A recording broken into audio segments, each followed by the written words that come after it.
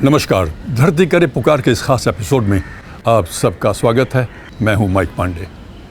पिछले दशकों में हमारे शहर बहुत ही बदल गए हैं। तेज़ी से बढ़ती आबादी के रहने के लिए जगह जगह मकान और मल्टी स्टोरी बिल्डिंग्स बन गई हैं। हमारे शहर कंक्रीट के जंगल जैसे बन गए हैं। इसका नतीजा पानी की सतह गिर जाना, तापमान बढ़ जाना और हवा भी प्रदूषित हो गई है। इसका सीधा प्रभाव हमारे और हमारे परिवार पर और ख़ासकर बच्चों पर, उनकी सेहत पर पड़ता है। तो इसका विकल्प क्या है? अपने इर्द गिर्द पेड़ लगाना, हरे भरे इलाकों को विकसित करना, प्रकृति की चेतना को खुद में जागरूक करना, मिशन लाइफ की राह पर चलना और पर्यावरण अनुकूल जीवन शैली अपनाना। धरती करे पुकार के इस एपिसोड में देखते हैं किस प्रकार अर्बन फॉरेस्ट्स एक संतुलन ला सकते हैं, हमारे जीवन को एक बार फिर बहाल कर सकते हैं। तो ये देखते हैं अर्बन फॉरेस्ट्स। करोड़ों साल पुराने वन हमारी पृथ्वी, हमारे पर्यावरण को स्थिर रखने में सबसे महत्वपूर्ण भूमिका निभाते हैं। पृथ्वी पर मौजूद समस्त जैव विविधता और हम मनुष्यों समेत सबका जीवन इन्हीं पर निर्भर करता है। लाखों जीवों को ऑक्सीजन, पानी और आश्रय देते हैं। जीवन के स्तंभ ये पृथ्वी पर सबसे अमूल्य संसाधनों के भंडार हैं। वन पारिस्थितिकी चक्र को कायम रखते हैं, तापमान को स्थिर रखते हैं, तूफानों और साइक्लोन्स के खिलाफ एक अवरोधक का काम करते हैं। पिछले कुछ दशकों में विकास, औद्योगिकरण और इंसानी गतिविधियों की वजह से हमारे वनों और ग्रीन कवर पर काफी दबाव पड़ रहा है। बढ़ती आबादी के रहने के लिए कई नए शहर और इमारतें बनाई जा रही हैं। 1901 में भारत में 1830 शहर थे, लेकिन 2011 आते आते इनकी संख्या बढ़कर 7,935 हो गई है। इनमें से 53 से ज्यादा शहर ऐसे हैं जिनमें 10 लाख से ज्यादा लोग रहते हैं। विशेषज्ञों के अनुसार सन 2030 तक भारत की करीब 40% आबादी शहरों में रहने लगेगी, यानी लगभग 60 करोड़ लोग। पूरी दुनिया में यह रुझान नजर आ रहा है। एक्सपर्ट्स का अंदाजा है कि 2050 तक दुनिया की करीब 68% आबादी शहरों में रह रही होगी।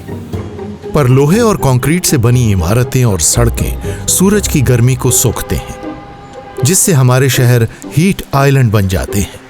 इससे पूरे विश्व में जलवायु परिवर्तन और मौसम के अनियमित होने का खतरा बढ़ जाता है। घने वनों और पेड़ों के न रहने से भारत के शहरों पर बुरा असर पड़ने लगा है।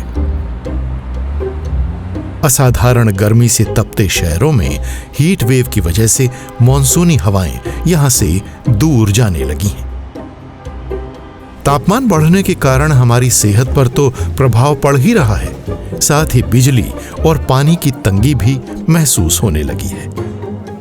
पेड़ और ग्रीन कवर पर्यावरण को संतुलित रखने में एक महत्वपूर्ण भूमिका निभाते हैं, गर्म हवा से बचाव करते हैं। ये हीट वेव के असर को घटाने में भी बहुमूल्य योगदान देता है। बदलती जलवायु और बढ़ते तापमान को देखते हुए सरकार ने शहरी वनों को शहरों की प्लानिंग और डिजाइन का जरूरी हिस्सा बना दिया है। आप सबने देखा होगा कि पूरे शहर में जगह जगह पे सरकार और अन्य लोग पेड़ लगा रहे हैं, पर बहुत जगहों पर पेड़ लगा देने के बाद पेड़ की जड़ों को ढक दिया जाता है। इससे पेड़ की जड़ों को पानी नहीं मिलता और हवा नहीं मिलती, और जब तूफान और आंधी आते हैं तो ये पेड़ गिर पड़ते हैं। तो बहुत ज़रूरी है कि आप पेड़ों को ऐसी जगह पर लगाएं जहाँ पर पानी भी मिले, उन्हें हवा भी मिले और उनको ढके ना। पेड़ों की जड़ें नीचे तक पहुँचेंगी। इसके लिए आप किसी विशेषज्ञ को भी मिल सकते हैं, उनसे विचार ले सकते हैं। और हाँ, अपने घर के पास पीपल या बरगद के पेड़ ना लगाएं। क्योंकि इनकी जड़ें आपके घर को, आपकी मंजिल को भी प्रभावित कर सकती हैं। पत्तियां कार्बन को सोखती हैं और इसे धीरे धीरे जड़ों और मिट्टी तक पहुंचा देती हैं। जिन सड़कों के किनारे पेड़ लगे होते हैं वहां कार के इंजन से निकलने वाली गैस में मौजूद नुकसानदेह कणों की संख्या करीब 60% तक घट जाती है। पेड़ शहरों को 1 से 5 डिग्री सेल्सियस तक ठंडा कर सकते हैं। यह देखा गया है कि शहरों के जिन इलाकों में पेड़ों की तादाद ज्यादा होती है वहां बारिश भी ज्यादा होती है। जिस शहर की प्लानिंग के दौरान शहरी वन को लगाने का ख्याल रखा जाता है वहां न सिर्फ कुदरती हादसे और प्रदूषण कम दिखाई देता है, बल्कि ये वन यहां रहने वाले लोगों के शारीरिक और मानसिक स्वास्थ्य को बेहतर रखने में भी मदद करते हैं।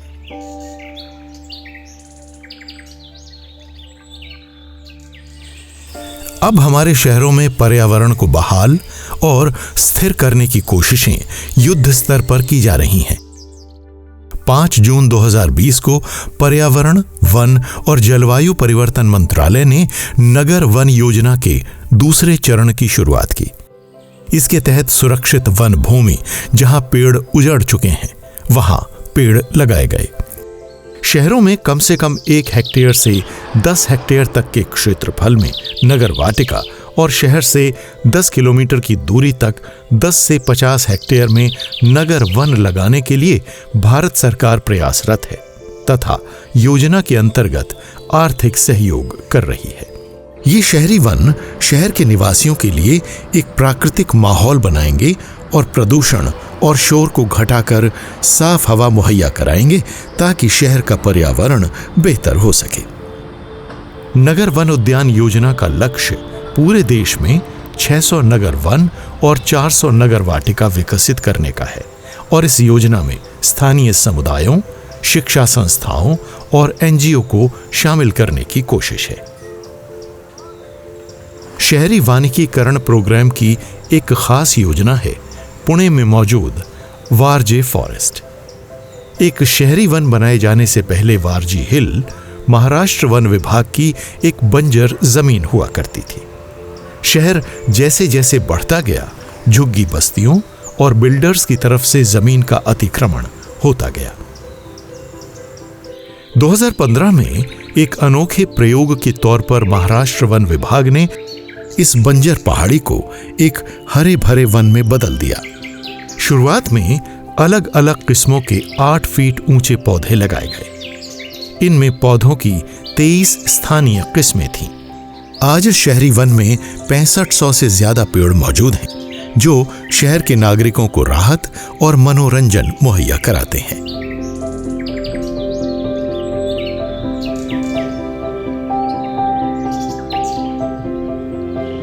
समाज के हर वर्ग से करीब 1200 लोग रोजाना इस वन में आते रहते हैं। वारजे शहरी वन बाकी देश के लिए एक उदाहरण बन गया है। अब तक पूरे देश में कई सारे शहरी वन बनाए जा चुके हैं। नगर वन उद्यान Ajmer Rajasthan, city forest Chandigarh, Miyawaki forest Barapullah New Delhi, 32 urban forest blocks Telangana, Smriti Van New Delhi, सांस्कृतिक वन गुजरात, नक्षत्र वन रांची झारखंड।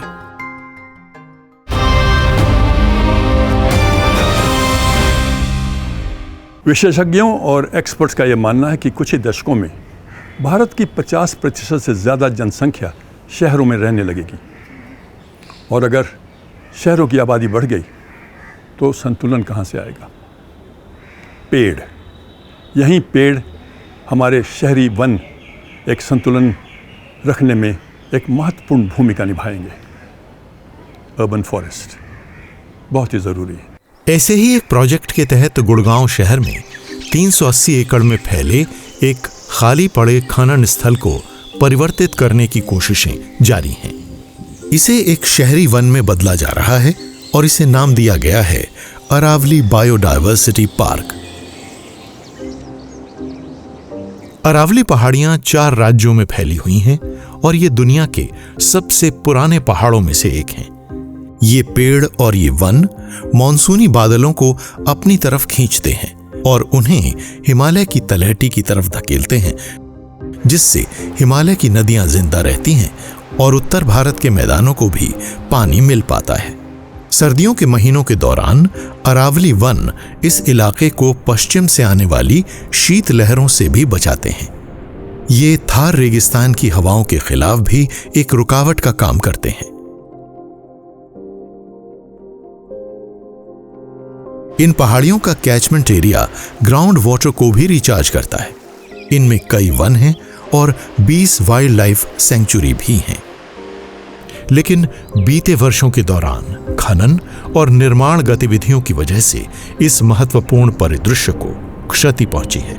बिल्डिंग सामग्री के लिए किए जाने वाले अवैध खनन का अरावली पर्वत श्रृंखला पर बुरा असर पड़ा है। ये एक चिंता की बात है, क्योंकि अरावली कैचमेंट का इलाका उन शहरों में रहने वाले लाखों लोगों के लिए पीने के मीठे पानी का अहम स्रोत है। हम सब जानते हैं पेड़ हमें स्वच्छ जल उपलब्ध कराते हैं। बहुत ही ज़रूरी है, हमारे लिए ही नहीं पर सैकड़ों अन्य जल जीवों के लिए जो इस पृथ्वी पर हैं। पर कभी कभी जब भारी मात्रा में पानी प्रदूषित हो जाता है, जंगलों में, नदियों में, झीलों में, पेड़ों की जड़ें उस प्रदूषित पानी को सोख कर फिल्टर कर कर अपने तने में और अपने पत्तियों तक पहुंचाती हैं और वहाँ पत्तियों में ये वाष्प बनकर बादल बन जाते हैं और बादल बनकर ये बरसात बनकर बरसते हैं पूरी पृथ्वी पर, हरा भरा रखते हैं हमको। किसी भी आरओ से हज़ारों गुना बेहतरीन है ये कुदरत का बनाया हुआ फिल्ट्रेशन सिस्टम और पेड़ों से उपलब्ध होता है। शहरी वनों को कायम रखने में हम सभी की एकजुट कोशिश की जरूरत है।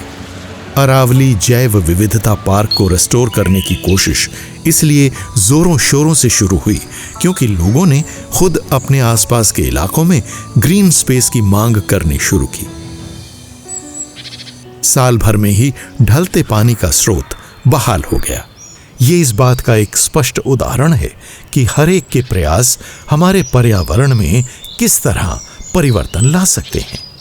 और अगर आप देखें सच में तो एक्सपर्ट्स, विशेषज्ञों की ज़रूरत नहीं है। ज़रूरत है एक एकजुट प्रयास की, आपको, हमको, सबको मिलकर एक साथ काम करने के लिए। अरावली पार्क जिस तरह से बहाल हुआ उसमें कोई एक्सपर्ट नहीं था, पर लोगों का जोश, एकजुट प्रयास, उससे एक बदलाव आया। और आज भी देखें तो हर वर्ष सैकड़ों लड़के, स्कूल चिल्ड्रन यहाँ आते हैं और पौधे लगाते हैं। यही है ताकत लोगों की, एकजुट प्रयास की। अगर संरक्षण करना है तो हम सबको मिलकर एक बदलाव लाना है, आपको, हमको, सबको। अरावली बायोडायवर्सिटी पार्क एक शानदार मिसाल है। यहाँ तरह तरह के कीड़े, तितलियां, सांप, मैमल्स और परिंदे नजर आने लगे हैं। आज इस पार्क में नेटिव प्लांट्स की 300 से ज्यादा किस्में मौजूद हैं। इस पार्क में पक्षियों की 170 किस्में रिकॉर्ड की गईं, जिस कारण इसे नेशनल कैपिटल रीजन के सबसे रिच बर्डिंग हैबिटेट्स में से एक माना जाता है। वन के बीचों बीच का ये इलाका स्थानीय लोगों के लिए व्यायाम करने और ताजी हवा का आनंद लेने के लिए एक संपूर्ण जगह है। शहरी वनों का सीधा संबंध लोगों की सेहत से है। यही प्रेरणा है मिशन लाइफ की।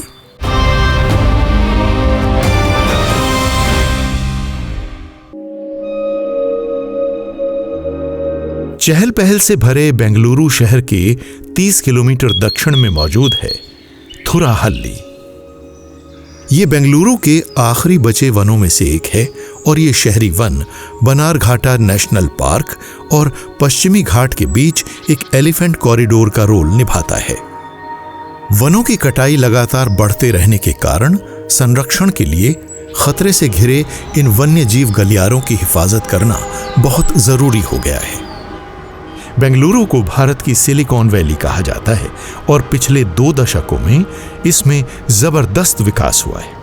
शहर के बढ़ने के साथ साथ थुराहल्ली में लोगों की घुसपैठ भी बढ़ी है और इसे नुकसान भी पहुंचाया गया है। यहां अवैध तरीके से कचरा फेंका जाने लगा। अब कर्नाटक वन विभाग और एनवायरमेंटल सपोर्ट ग्रुप इस जंगल को बचाने के लिए कोशिशें कर रहे हैं। 1992 में संसद ने हमारे संविधान में 74वां संशोधन करके एक कानून बना दिया। इसका संबंध हमारी नगर पालिकाओं से है, जो हमारी अर्बन लोकल गवर्नमेंट यानी शहरी स्थानीय सरकारें हैं। शहर के अंदर शहरी वनों और पार्क्स के लिए जगहें तय होनी चाहिए। उनके बिना शहर अपने आप को कायम नहीं कर पाएंगे। पृथ्वी को जीवन की शुरुआत के लिए ऊर्जा चाहिए, लेकिन फॉसिल फ्यूल यानी जीवाश्म ईंधन को जलाने से और वन काटने से पर्यावरण में ग्रीन हाउस गैसेस की मात्रा बढ़ी और इससे हमारी पृथ्वी गर्म हो रही है।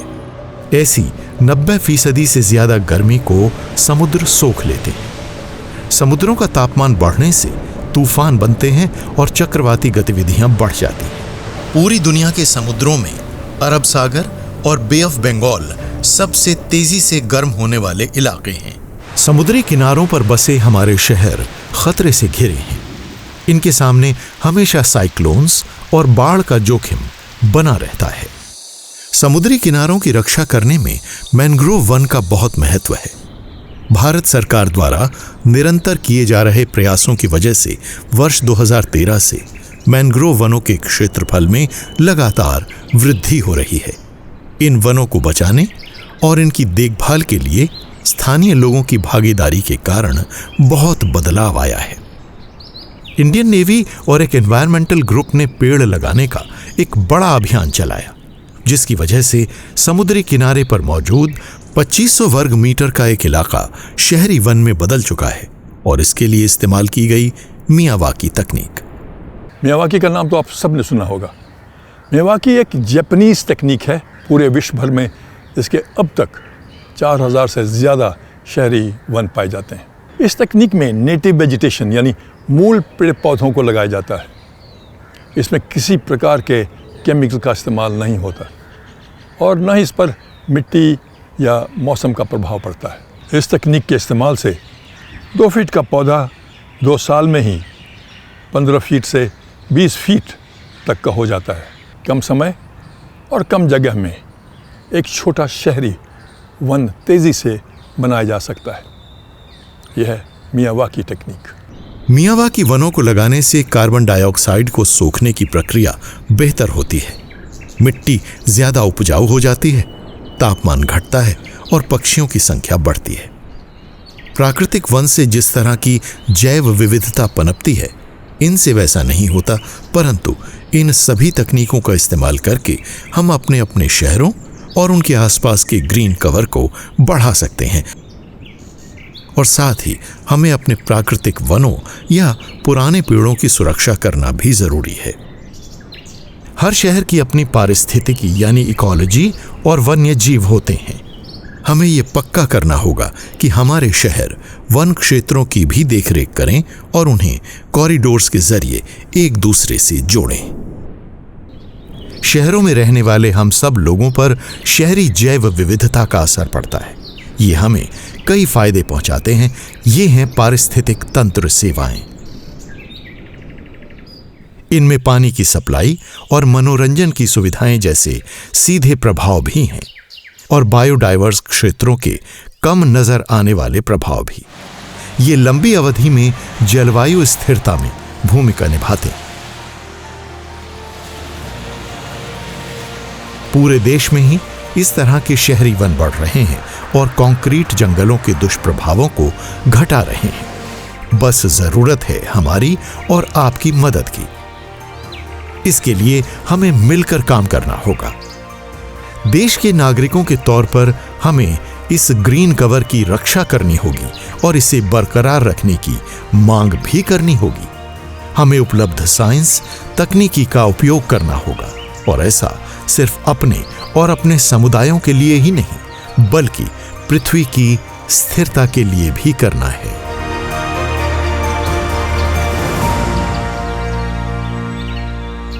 अर्बन फॉरेस्ट शहर के लंग्स हैं।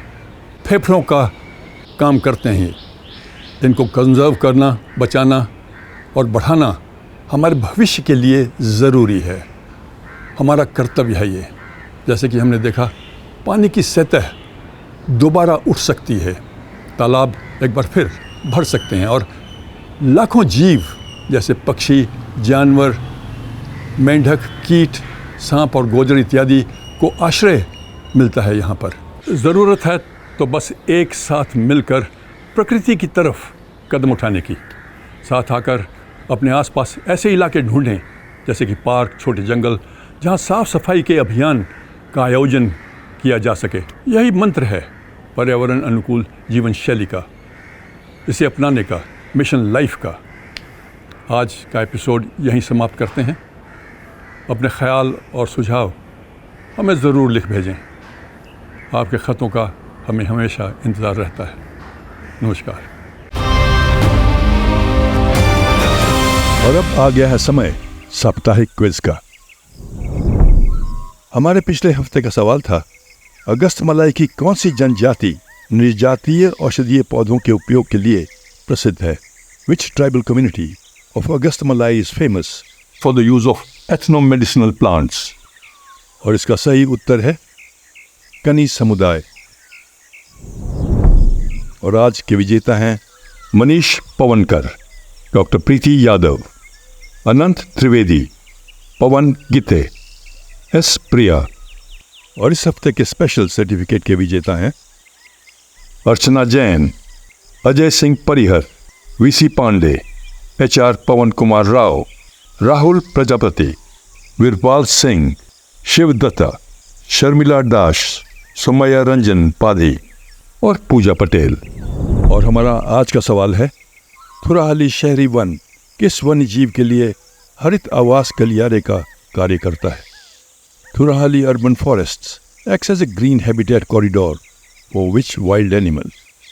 अपने अपने जवाब एक हफ्ते के अंदर अपने नाम और पूरे पते के साथ इस पते पर लिख भेजिए। हमारा पता है कमरा नंबर 880, 8वीं मंजिल, सूचना भवन, CGO कॉम्प्लेक्स, लोधी रोड, नई दिल्ली 110003। और हमारा ईमेल आईडी है dhartikarepukaar@gmail.com। पहले 5 विजेताओं को मिलेगा धरती करे पुकार की तरफ से एक टी-शर्ट और सर्टिफिकेट, और अगले 10 विजेताओं को धरती करे पुकार के friends of the earth certificate.